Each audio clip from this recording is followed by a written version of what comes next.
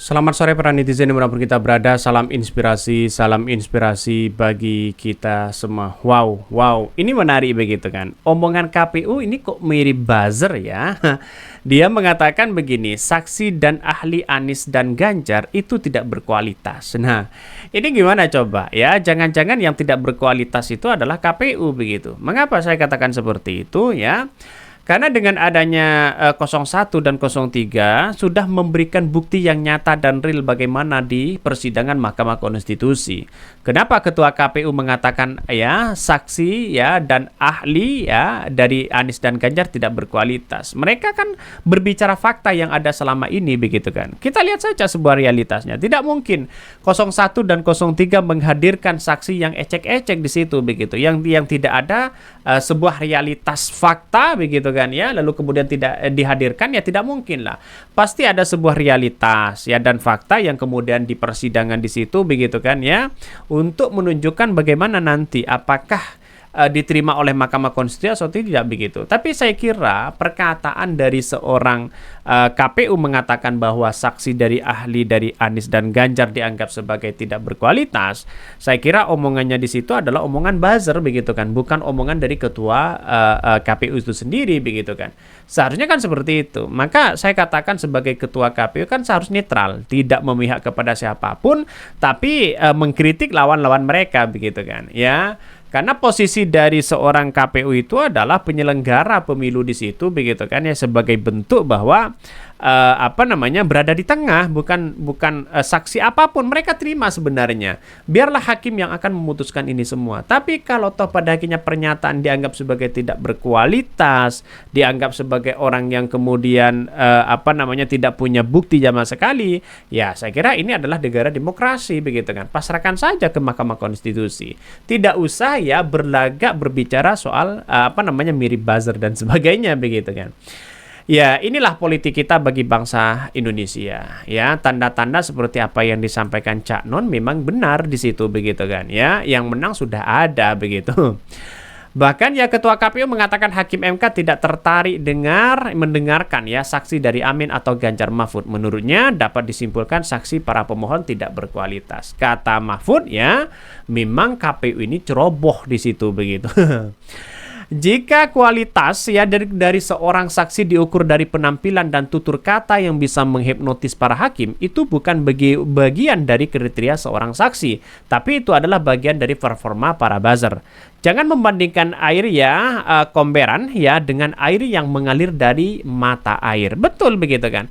Artinya saya kan melihat ya dari tim Anies Baswedan dan Pak Ganjar itu menghadirkan di situ karena dia punya bukti yang real di situ begitu kan.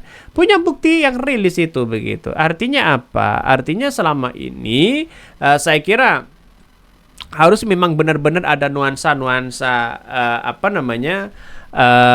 bersifat yang substantif begitu kan ya, tapi pada kenyataannya adalah harus menghargai satu sama lain. Apalagi KPU begitu sebagai penyelenggara di situ, sebagai wasit ya, benar-benar tidak berafiliasi kepada siapapun di situ begitu.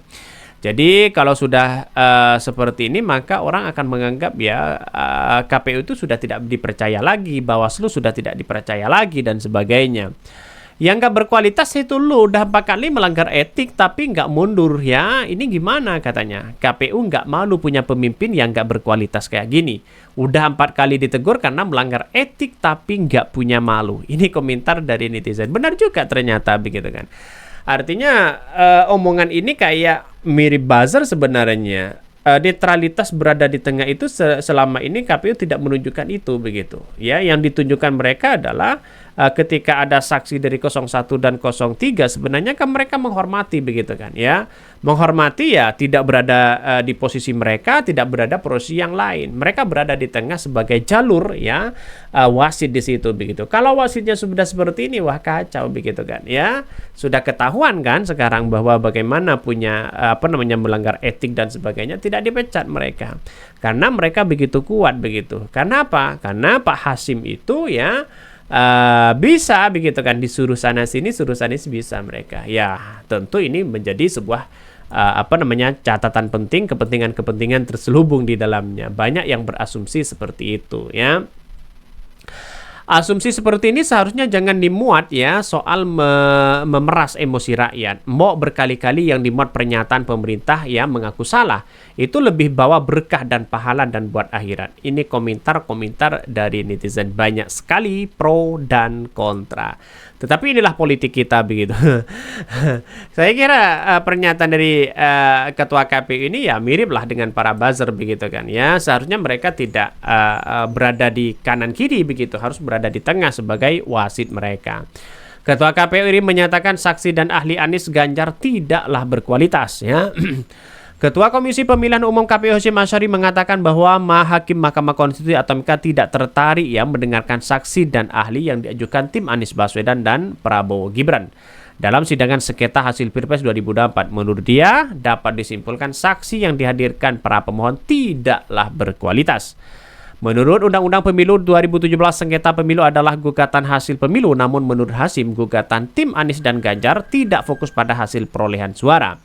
Mereka mengatakan ya, Hasyim menjelaskan paslon yang menang dalam Pilpres ialah mereka yang mendapatkan lebih dari 50% suara dengan distribusi minimal 20% suara dan 20 provinsi. Sehingga keterangan saksi dan bukti yang dihadirkan ya para pemohon menurut Hasyim tidak menguatkan dalil dalam gugatan mereka. Ya, kalau berbicara masalah soal suara, memang Prabowo di situ menang begitu kan. Tapi bagaimana mereka untuk bisa menang ya dengan hasil apa begitu kan, seharusnya kan seperti itu begitu kan. Ada subjek, ada objek begitu kan. Maka yang kemudian kita munculkan adalah fakta yang ada begitu. Ya, Prabowo menang dapat suara banyak sampai 50% lebih begitu kan ya. Akibatnya orang yang dilakukan di bawah apa begitu. Jangan-jangan ada dugaan-dugaan yang kemudian begitu apa yang disampaikan bukti itu begitu.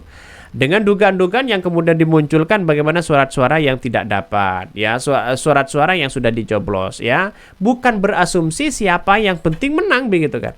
Kalau toh pada hakikatnya semuanya adalah yang penting menang begitu kan di KPU, maka semuanya akan melakukan kebohongan, melakukan dugaan-dugaan kecurangan besar di situ begitu. Sehingga masyarakat nanti di tahun 2029 pasti ya melakukan kecurangan lebih dahsyat dibandingkan sekarang. Karena bagi KPU versinya yang penting menang. Kok yang penting menang begitu kan ya? Kok tidak ada begitu ya yang kemudian menguatkan undang-undang. Siapapun yang melanggar, kalau dugaan-dugaan itu adalah dugaan kecurangan, memainkan politisasi dan sebagainya, ya intimidasi dan sebagainya, kecurangan dan sebagainya, seharusnya kan tidak menang, mendiskualifikasi begitu kan. Kalau KPU berasumsi ini adalah yang penting menang, wah ini kacau begitu kan. Kacau ya. Logikanya mereka kacau begitu. Ya, menurut saya pribadi bukan jadi wasit di situ. Bahkan ya Hasyim menjelaskan paslon yang menang itu adalah 50% di situ. Asumsinya seperti itu ya bagi KPU. Tapi bukan berarti kalau ada dugaan-dugaan kecurangan. Ya bagaimana Bawaslu, kan ada Bawaslu yang mengamati ini semua begitu kan. Ya, ini kan seharusnya bersaksi di situ. Oke ya, mungkin itu yang kami sampaikan. Ya, tonton terus channel Hodari Podcast Rakyat ini kan ada berita-berita menarik dan viral setiap harinya. Salam para netizen, salam inspirasi bagi kita semua. Jangan lupa di-subscribe channel YouTube Hodari Podcast Rakyat ini.